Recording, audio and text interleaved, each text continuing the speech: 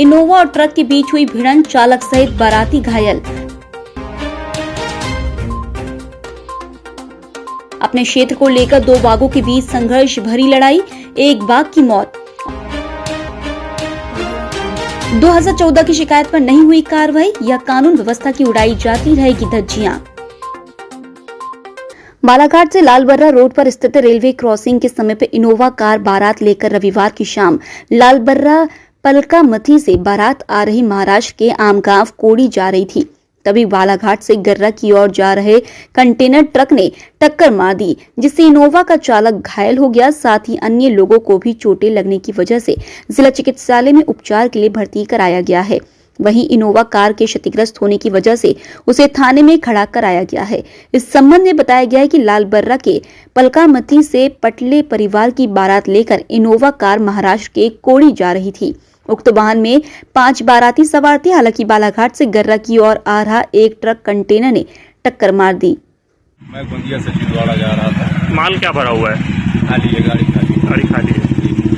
कैसे अचानक ये गाड़ी का एक्सीडेंट अभी हो गया है? ये सामने से गाड़ी रॉन्ग साइड आना शुरू हो गई, मैं गाड़ी ब्रेक मार के खड़े हो गया। अच्छा, पर आ करके फिर भी मार दी। गाड़ी थी बाराती घर के मेहमानों को लेके जा रहे थे।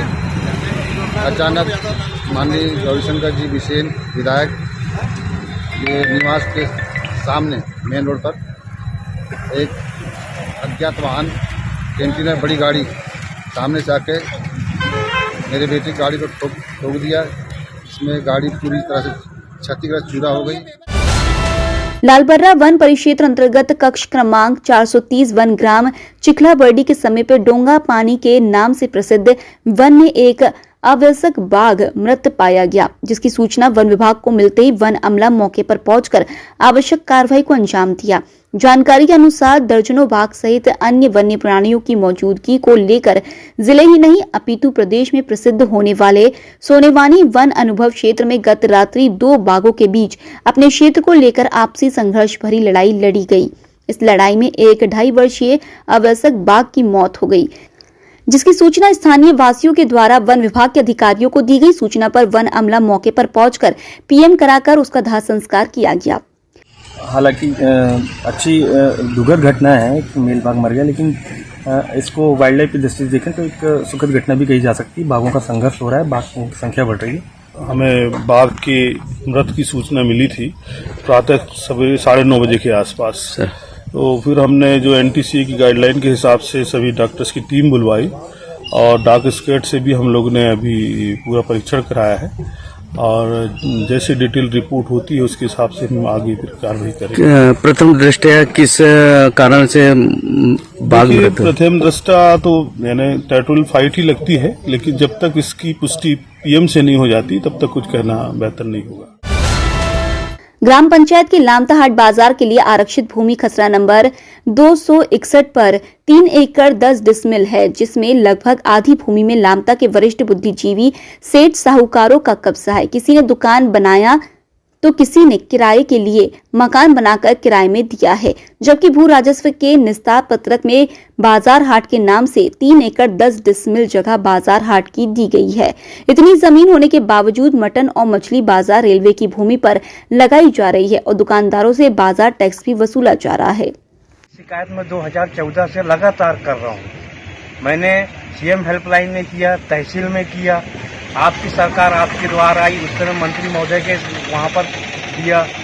उसके बाद अनेक बार मैं शिकायत करते हुए आ रहा हूँ, जिसकी मुझे आज तक कोई कार्रवाई नहीं की गई। और जब भी मैं पटवारी या आरआई साहब के पास में जाके बोलता हूँ तो वो हमेशा उसी बात को लेकर के मुझे घुमाते फिराते रहते हैं। और तहसीलदार से कभी शिकायत किया? जी, तहसीलदार से भी शिकायत कर क्या कहा उन्होंने? यही कहा है कि ठीक है, हम आकर के देखते हैं, अभी तो हमारा ये काम चल रहा है, अभी ये काम चल रहा है करके हमेशा मेरे को टाल मटोल करते गए हैं। 2014 में सबसे पहला शिकायत करता बाजार हाट का मैं, जिसके बाद मेरे पास 42 लोगों की लिस्ट भी है जो अतिक्रमणधारियों का नाम चिन्हित करके अभिलाषा वट्टी मैडम ने करके गई थी। उनकी लिस्ट भी मैंने आज तक मैंने उसके बाद 5-6 शिकायत किया हूँ, मगर आज तक किसी प्रकार की कोई कार्रवाई नहीं की गई है। हाँ जांच की, नाप किया, मशीन आई, मगर उसके बाद भी आज तक किसी प्रकार का कोई कार्रवाई नहीं की गई है। भाई यहाँ पे 3 एकड़ 10 डिसमिल ज़मीन है ना, और आप देख सकते हैं घूम के कि क्या 3 एकड़ 10 डिसमिल ज़मीन है, नहीं है ना। हर बार लगाते हैं, गांव के कई लोगों ने लगाए है ना, मैंने भी लगाया पिछले वर्ष। आते हैं राजस्व की टीम है ना, नाप जोख करती है, लेकिन पूरी ज़मीन का नाप जोख नहीं करती। जनपद पंचायत परसवाड़ा अंतर्गत ग्राम पंचायत उकवा के वार्ड नंबर 11 पानी टोला में बीती रात एक मकान में आग लगने से घर का सारा सामान जलकर खाक हो गए। प्राप्त जानकारी के अनुसार पानी टोला निवासी बाबूलाल पिता तुलसीराम जामरे अपने घर पर रात्रि करीब 8 बजे पूजा पाठ कर दरवाजा बंद करके मंदिर चले गए। उसके बाद आस पड़ोस के लोगों ने देखा कि बाबूलाल के घर में आग लग गई है। जब तक मोहल्ले वाले कुछ समझ पाते, आग ने विकराल रूप ले लिया। मोहल्ले वालों की मदद से आग पर तो काबू पा लिया गया, मगर मकान और घर में रखा सारा सामान जलकर खाक हो गया, जिसमें खाने पीने की चीजों से लेकर बर्तन, कपड़े और अन्य गृहस्थी का सामान, जिनकी कीमत लगभग 1 लाख रुपए आकी जा रही है। आग लगने की सही वजह अभी स्पष्ट नहीं है, मगर घर में पूजा के लिए जलाए गए दिए से आग लगने की संभावना बताई जा रही है। हितग्राही द्वारा इसकी शिकायत पटवारी और पुलिस चौकी में कर दी गई है। पूजा किया और निकल गया मैं बाहर मंदिर जाने के लिए, तो घर में बंद ही था, जल गया। मतलब उससे कितना नुकसान हुआ है? अभी हो गया होगा 1-1.5 लाख का।